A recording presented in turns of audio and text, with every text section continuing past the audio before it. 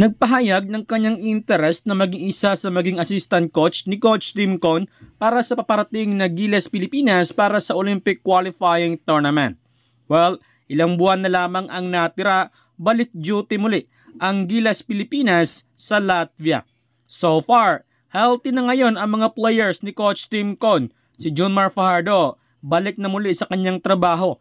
Tanging si AG Edo pa lamang ang hindi pa 100% healthy. Kung sakaling isama si Coach Jimmy Alapag para sa Gilas Pilipinas, ay malaking tulong ang isang Jimmy Alapag para sa team.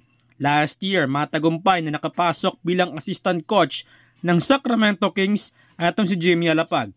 Ayon kay Coach Jimmy, na open naman siya kung may mag-reach out para sa kanyang serbisyo. Sinagot naman nito ang mga katanungan ng mga fans na kung bakit hindi siya naging bahagi ng Gilas Pilipinas noong FIBA World Cup. Ayon sa kanya, na busy umano siya sa kanyang trabaho sa Sacramento Kings.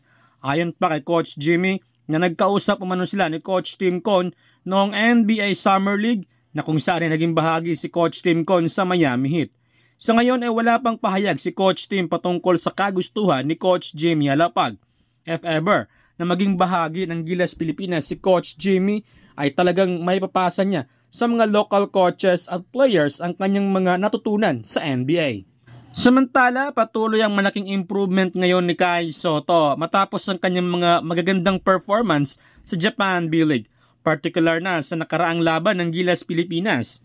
Inamin pa nga noon ni Coach Tim Con na kayang dominahin ni Kai Sotto ang Asia. Tila ba naayon kay Kai Sotto ang panahon dahil nang bitawan siya ng Hiroshima Dragonflies ay napunta naman siya sa sistema na naging fit nga sa kanya.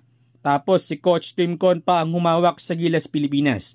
At bukod pa doon ay malaki rin ang inimprove ni Kai lalo na ang pakikipagbanggaan nito sa ilalim na laging pinupunan noon sa kanya na kesyo malambot daw ito. So hope na magpatuloy-tuloy ang magandang performance ni Kai Sotto sa Japan B-League.